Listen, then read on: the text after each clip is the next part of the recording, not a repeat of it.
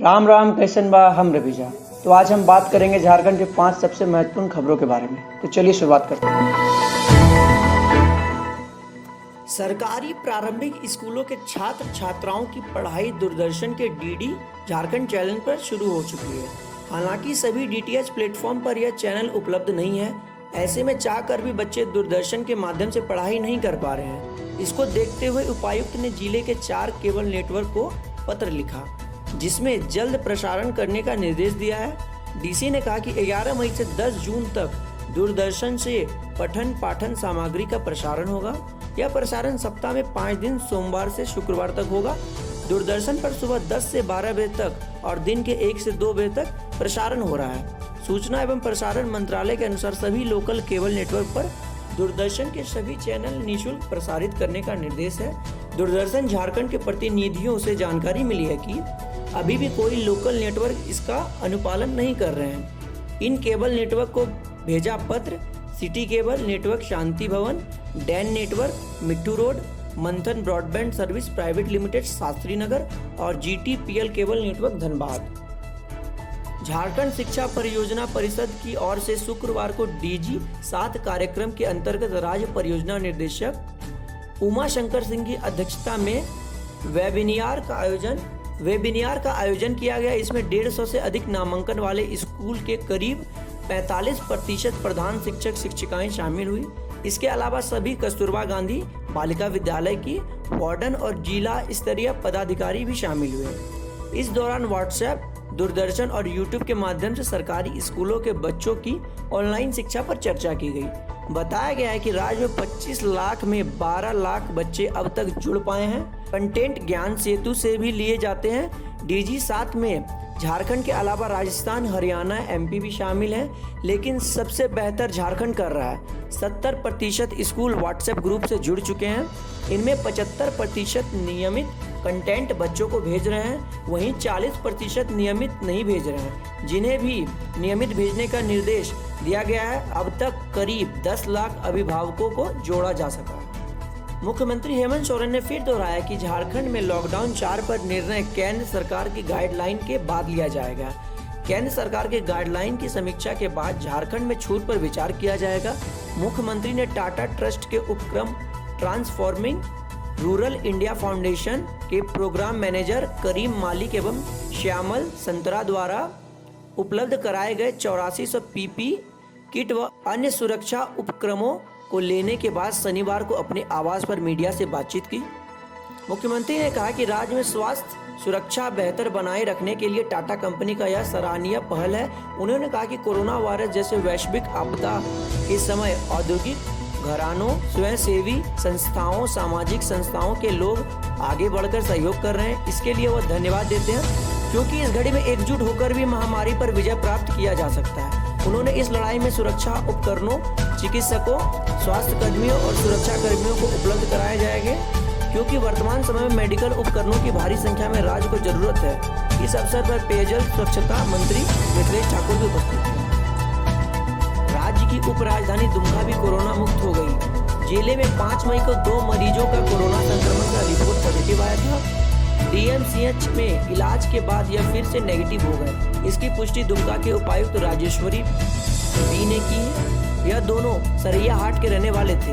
यह 1 मई को गुड़गांव से लौटे थे। इनका इलाज दुमका मेडिकल कॉलेज अस्पताल में चला और शनिवार को इन दोनों की रिपोर्ट नेगेटिव आई। ऐसे में दुमका जिला कोरोना संक्रमण से मुक्त हो गया। इन दोनों को जल्द अस्पताल से छुट्टी दे दी जाएगी। दुमका मेडिकल कॉलेज अस्पताल के आइसोलेशन वार्ड में रखे गए दुमका जिला के 2 कोरोना संक्रमितों की तीसरी जांच रिपोर्ट के लिए सैंपल शुक्रवार को पीएमसीएच धनबाद भेजा गया। दुमका जिले से कोरोना संक्रमण जांच के लिए अब तक कुल 810 सैंपल भेजे गए हैं, जिसमें 427 का रिजल्ट आया है। 425 लोगों की रिपोर्ट नेगेटिव है। बढ़ते कोरोना संक्रमण के बीच राजधानी के लिए थोड़ी राहत की खबर है कि देश के विभिन्न शहरों की तुलना में रांची रिकवरी रेट सबसे ज्यादा है। यहाँ रांची में अब तक 103 कोरोना पॉजिटिव मिले हैं, जिनमें से 83 मरीज ठीक हो चुके हैं। ठीक होने वाले मरीजों की प्रतिशत करीब 80.58 है, जो कि देश के अन्य शहरों की तुलना में सबसे अधिक है।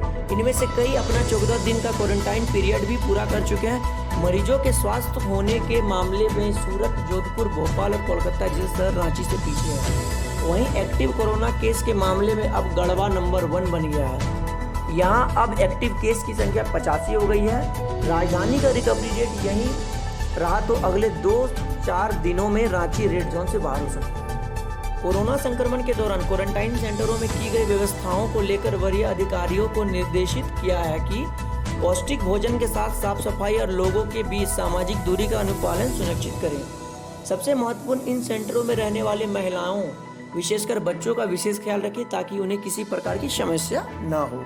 लॉकडाउन के दरमियान सड़कों पर पैदल चल रहे प्रवासी श्रमिकों की सुविधा हेतु लगातार बेहतर कदम उठाए जा रहे हैं। इस कड़ी में अब ऐसे श्रमिक बंधुओं को उनके गृह जिलों या अन्य राज्यों तक पहुंचाने की व्यवस्था जिला प्रशासन द्वारा की गई है ताकि प्रवासी श्रमिकों या उनके परिजनों को किसी प्रकार की समस्या का सामना ना करना पड़े।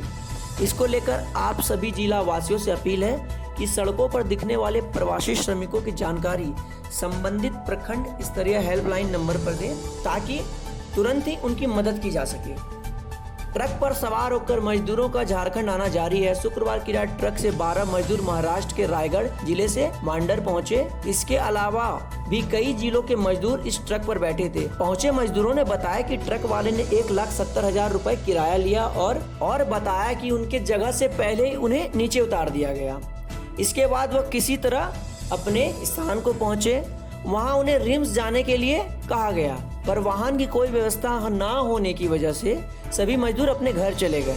वहीं राजधानी रांची में शनिवार को अन्य दिनों की अपेक्षा काफी कम लोग सड़क पर नजर आए।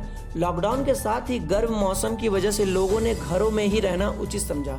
जगह जगह पर पुलिसकर्मी लोगों को रोक कर पूछताछ भी कर रहे हैं। इस वजह से भी लोग घरों से बाहर निकलने में परहेज कर रहे हैं। राज्य सरकार ने महिलाओं को 50 लाख रुपए तक की जमीन, मकान, फ्लैट का निबंधन 1 रुपए में कराने की छूट खत्म कर दी। भू राजस्व एवं निबंधन सचिव के सोनू ने शुक्रवार को अधिसूचना जारी कर कहा कि 19 जून 2017 से लागू उस व्यवस्था को तत्काल प्रभाव से वापस लिया जाता है। वर्तमान सरकार का मानना है कि पूर्व की सरकार द्वारा लागू की गई इस योजना में राजस्व को बड़ी हानि हुई है। 3 साल में अब तक करीब 1296 करोड़ रुपए का राजस्व नुकसान हुआ है। औसतन इस साल करीब 450 करोड़ रुपए की राजस्व हानि हो रही थी। अब इस फैसले से साल भर में 400 से 500 करोड़ रुपए अतिरिक्त राजस्व मिलने की संभावना है। 3 सालों में इस योजना के तहत हर साल औसतन 70,000 से अधिक महिलाओं ने जमीन, मकान और फ्लैट की रजिस्ट्री हो रही थी। अब तक 2 लाख से अधिक ऐसी रजिस्ट्री हो चुकी है। सरकार का यह भी तर्क है कि इस योजना का लाभ गरीब महिलाओं को नहीं मिल पा रहा है। जमीन की बढ़ती कीमत के कारण कोई भी गरीब परिवार जमीन खरीद नहीं पा रहा है। उल्लेखनीय है कि रघुवर सरकार ने महिलाओं के लिए यह विशेष योजना शुरू की थी। रांची जिला प्रशासन के सहयोग से खलारी से 58 मजदूरों को शनिवार पश्चिम बंगाल के बाकुंडा, मुर्शिदाबाद व पुरुलिया जिले के लिए भेजे गए। रांची जिले से पश्चिम बंगाल भेजने के लिए 2 बसों की व्यवस्था की गई।